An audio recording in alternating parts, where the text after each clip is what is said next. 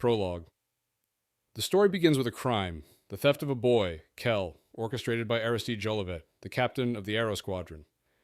Jolivet arrives at the orphelinat, an orphanage, to take Kell to the palace on the king's orders. Kell, initially confused and frightened, is taken through the city to the palace, where he is groomed to impersonate the crown prince Conor, who is indisposed. Kell is given a talisman that will make him appear like Conor to the nobles at a banquet. Despite his discomfort, Kell agrees, intrigued by the offer of a new life. At the banquet, Kell is treated like royalty, though he struggles with his disguise. Later, Kell meets Conor, who reveals that he needs a sword catcher, someone who will act as his double for protection.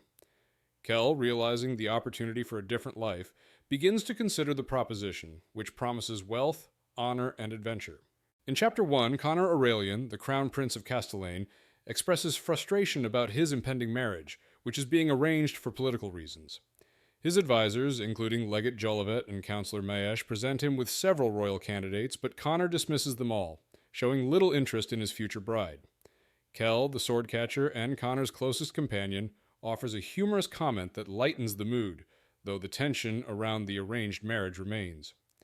The conversation shifts to political alliances, with Maesh suggesting various options, including a princess from Malgassi, but Conor remains indifferent. They approach Valerian Square, where Conor is scheduled to deliver a speech for the anniversary of Castellane's independence. Kell briefly reflects on the city's complex relationship with its past. After the speech, Conor and Kell head to the Temple District for a party, where Kell contemplates his loyalty to Conor and the consequences of his actions. In Chapter 2, Lin Caster, a physician from the Ashkar community, faces discrimination while trying to buy a medical manuscript from Dom Lafont's bookshop. Despite offering to pay, Lafont refuses, citing the laws restricting Ashkar from accessing certain knowledge. Lin is frustrated, but remains calm, trying to control her anger. After the encounter, she walks through the scholars' quarter with her friend Mariam, reflecting on her struggles as an Ashkar woman trying to practice medicine in a city that holds her people in disdain. The conversation shifts to Mariam's deteriorating health, which Lin can't treat due to the lack of proper resources. As they make their way through the bustling city, they find themselves caught in a crowd for Castellane's independence celebration. Lin reluctantly watches Prince Conor Aurelian address the crowd, feeling both disdain and fascination for him. When Mariam collapses from her illness, a palace carriage arrives to take them back to the Salt, under Maesh Bensimon's orders. In Chapter 3, the city is alive with celebrations as Conor, Kell, and others navigate the crowded streets. The two young men, unrecognized in disguises, make their way through the Temple District to Hourglass Street, a district known for its pleasures. Here, Kell reflects on his first visit with Conor years ago. They arrive at the Caravel, a popular establishment where Domna Alice greets them. Inside, they meet Falconet and other nobles. While Conor plays a game, Kell speaks privately with Marin Asper, Alice's brother, who specializes in poisons. They discuss a dangerous new poison, Cantarella, and Marin agrees to provide an antidote. Afterward, Kell is interrupted by Alice, who signals him for another meeting. As he leaves, he encounters Antonetta Allen, who has unexpectedly joined the group.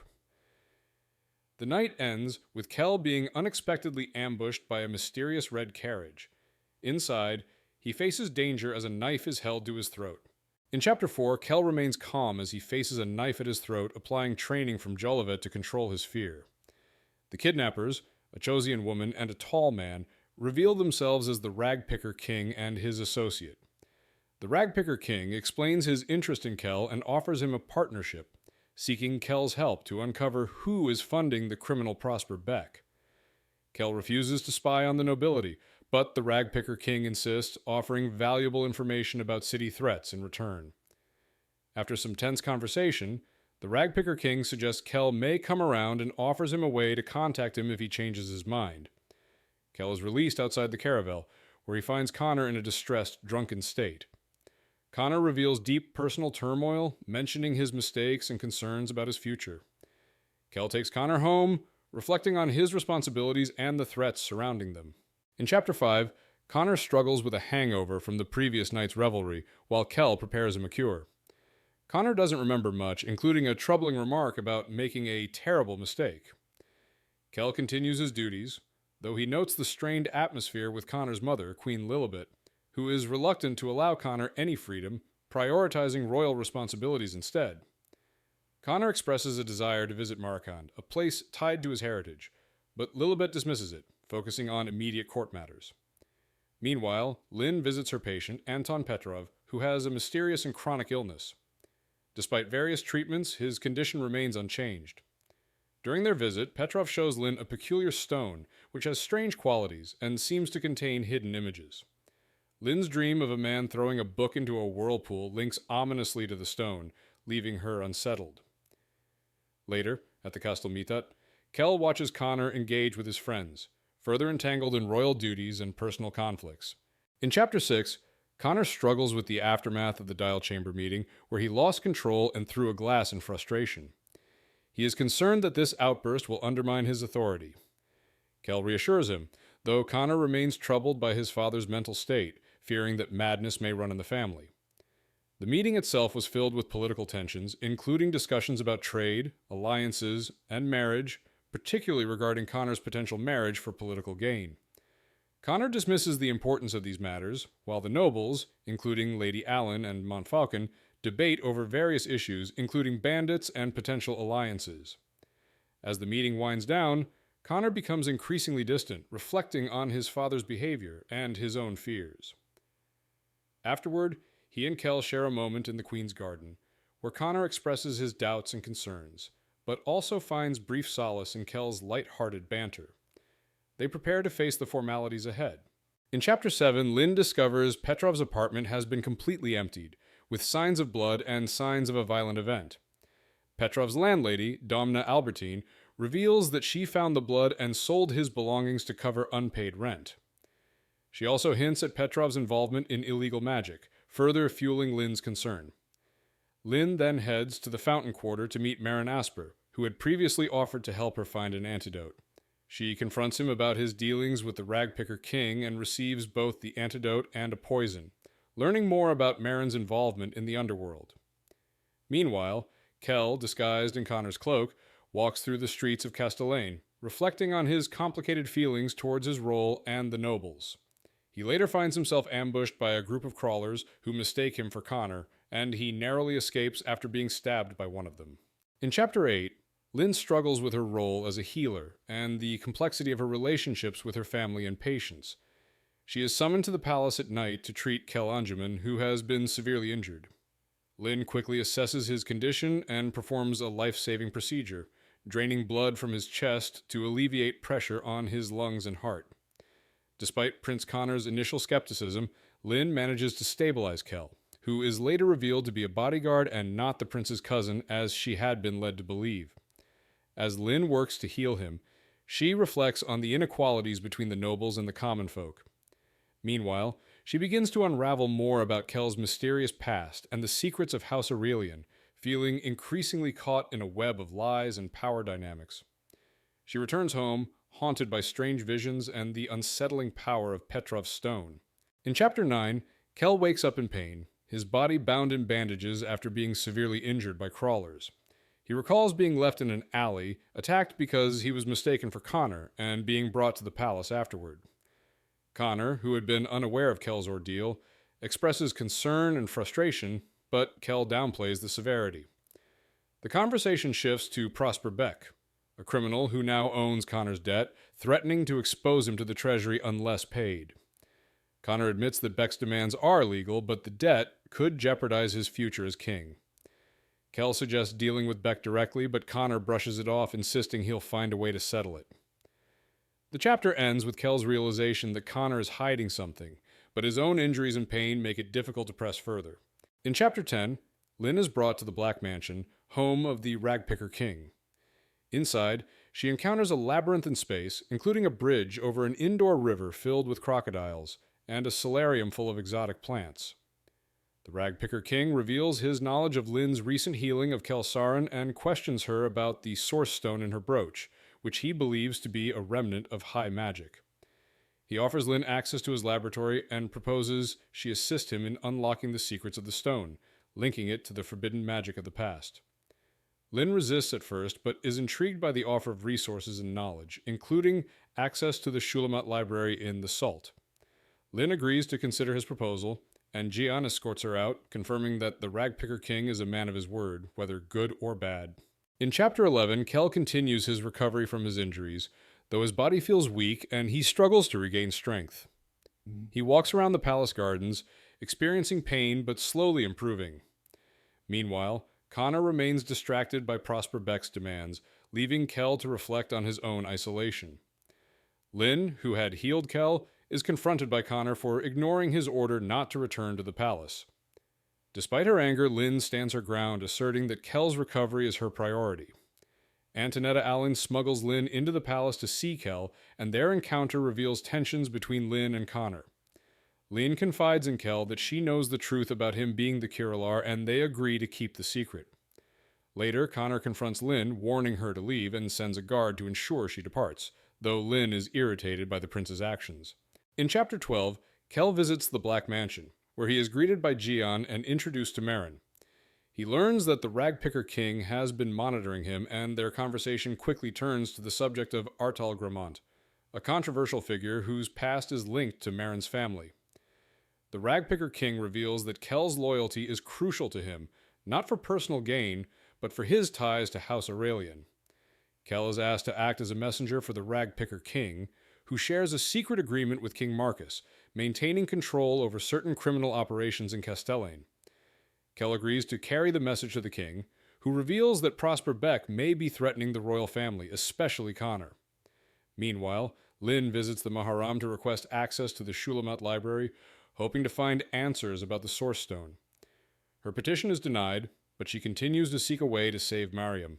In Chapter 13, Kell and Merrin head to Yulin Road to meet Jared Belmerci, a key figure who may have information on Prosper Beck.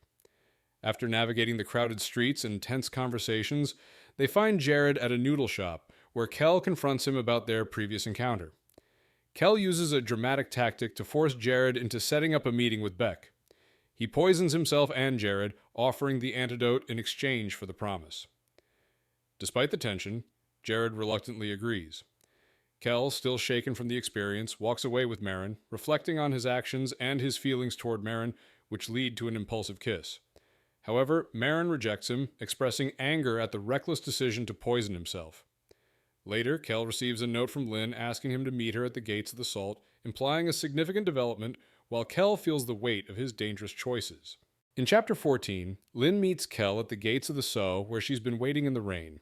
She's irritated, but explains she needs Kell's help to get into the maze, where she must find a book for the Ragpicker King in exchange for access to his medical equipment. Kell is surprised, but agrees, though they both share the discomfort of the maze's squalor. While navigating the grim streets, Lin notices a book that might be of interest, but the dealer reveals it's already been bought. After some bargaining, they learn the buyer was someone who might help Lin's cause. As they prepare to leave, Lin spots Oren Kandel, a fellow Ashkari, and Kell protects her with an unexpected kiss to avoid recognition. Later, Jared arrives, announcing that Prosper Beck wants to see Kell. Despite Lin's reluctance to be left behind, she agrees to take a carriage back, realizing how interconnected everyone around her seems to be. In Chapter 15, Kell visits Prosper Beck's hidden headquarters in the maze, a large, chaotic space full of gambling and indulgence run by Beck's employees. Beck is a large, intimidating man, and Kell quickly realizes Beck's operations are far-reaching and complex. After some tense exchanges, Beck reveals that Conor Aurelian repaid his debt in full, surprising Kell. Beck also demands a gold locket belonging to Antonetta Allen in exchange for information that could protect House Aurelian. Kell is reluctant to betray Antonetta, but faces a difficult choice. Meanwhile, Lin, having returned to the Salt, deals with the emotional strain of the day. She is concerned for Mariam, who was distressed by the sight of a Malghazi carriage, a painful reminder of her past. Lin also talks to Maesh, who hints at Lin potentially becoming a future voice for the Ashkar people. Kell, troubled by Beck's demands, returns to Maravent, where he contemplates his loyalty to Conor and the moral complexities of his duty. In Chapter 16, Kell is distressed as he tries to speak with Conor, who seems intent on keeping secrets about his repaid debt to Prosper Beck. Kell is reluctantly forced to attend a state dinner where tensions rise between Conor, the Malghazi ambassador Sarani, and the Queen Lilibet. Sarani aggressively pushes for a political marriage between Conor and Princess Elsabeth of Malgassi, revealing a hidden engagement that Conor has made in secret with Princess Aimata of Sartha. The revelation shocks the court, and Sarani accuses Conor of betrayal. During the dinner, King Marcus, who had earlier been absent, arrives and is deeply angered by the situation. Conor's rebellious actions lead to him being punished by his father, who orders him to be whipped by Legate Jolivet. Kell is sent to fetch Lin, the Ashkari physician, to treat Conor, who is in critical condition from the beating. Kell explains the desperate situation, knowing only Lin can help Conor. In Chapter 17, Lin arrives at Prince Conor's apartments, where she is shocked by the fresh blood and sees Conor lying on his bed, badly whipped. Queen Lilibet is present, urging Lin to tend to the prince's wounds, ensuring they do not become infected or scar. Lin is left alone with Conor, who is conscious but in intense pain. As Lin cleans his wounds, Conor reveals he was forced into a secret marriage arrangement with Princess Aimata of Sartha to repay a debt to Prosper Beck. Lin tends to his wounds with care, though she warns him that scars are inevitable. As Lin works, Conor admits to feeling trapped by his obligations. After Lin applies healing talismans, Conor falls asleep. When Kell enters the room later, he is shocked to find Conor completely healed, with no sign of the injuries he had just tended to. In Chapter 18, the day of Princess Aimata's arrival in Castellane begins with tension among the Charter families, who are seated in Valerian Square for the event. Kell feels uneasy surrounded by the nobles and distracted by the sudden arrival of a young girl instead of Princess Aimata. It's revealed that Aimata has been swapped with her much younger sister, Louisa, a deliberate provocation by Sartha. The crowd reacts with confusion and anger. Conor, standing next to his mother, remains frozen in shock, but Kell convinces him to bow to Louisa out of courtesy. Meanwhile, Kell meets with the Ragpicker King Andrean in his carriage and discusses Prosper Beck, who appears to be part of a larger plot against House Aurelian. Kell expresses his reluctance to work with Andrean, recognizing the differences in their goals. As tensions rise in the square, a disturbance begins, signaling further unrest. In Chapter 19, Lin is troubled by strange dreams involving a burning city and a mysterious figure, Sulman, climbing a tower. Upon waking, she finds herself still preoccupied with the magical stone she used to heal Prince Conor. Despite trying to use it again, the stone has gone cold and inactive, frustrating her as it had been pivotal in Conor's miraculous recovery. Lin reflects on her recent experiences, including the upcoming arrival of Princess Aimata, whom Conor is set to marry. She feels sympathy for Conor, now facing a loveless political marriage, and recalls the awkwardness of her interactions with him. Meanwhile, Lin's search for the Kasmuna book continues unsuccessfully. At the Black Mansion, the Ragpicker King informs her that another person is searching for the book, creating competition. The chapter ends with Lin learning of a potential plot involving a dangerous explosion planned for Ascension Day, though she is urged to keep quiet about it. In Chapter 20, Kell returns to his shared rooms with Conor, finding the prince exhausted after a tense meeting. Conor is resigned to his political marriage to the young Princess Aimata despite the disappointment of being presented with her much younger sister, Louisa. As the two discuss the situation, Kell expresses his frustration, but Conor remains detached, knowing the marriage is a necessary alliance. Lin, meanwhile, reflects on her grandfather Maesh's influence and role in protecting the Ashkar, acknowledging his weariness with the political chaos. She learns of the ongoing intrigue involving House Revered and their ruthless actions, particularly toward the Cabral family, which they have driven out.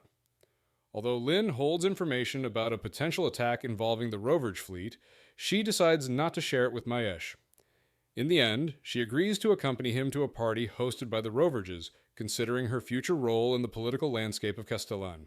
In Chapter 21, Conor attends a party hosted by House Revered, dressed provocatively as the god Tyran. He and Kell discuss the challenges Louisa will face in the Hills' political games, with Conor determined to show her the harsh reality of the court. At the party, tensions rise as the Sarthian ambassadors arrive, and Louisa is forced to dance awkwardly, which Lin intervenes to stop. Lin's unexpected dance performance in Louisa's place shocks the crowd and sparks a tense confrontation with Conor. Lin and Conor argue about their roles and power dynamics, revealing their simmering frustrations. Lin, feeling humiliated, storms out, followed by Conor. In a secluded room, Conor confronts her about her apparent disregard for him, and their interaction escalates into a heated moment, culminating in a kiss that leaves both emotionally shaken. Kell, meanwhile, learns of an unsettling connection between the Rovage family and Prosper Beck, raising questions about hidden agendas. In Chapter 22, Kell wakes up with a hangover after a night of drinking with Conor and others. He reflects on Antonetta's locket, the mysterious grass ring inside it, and Prosper Beck's intentions.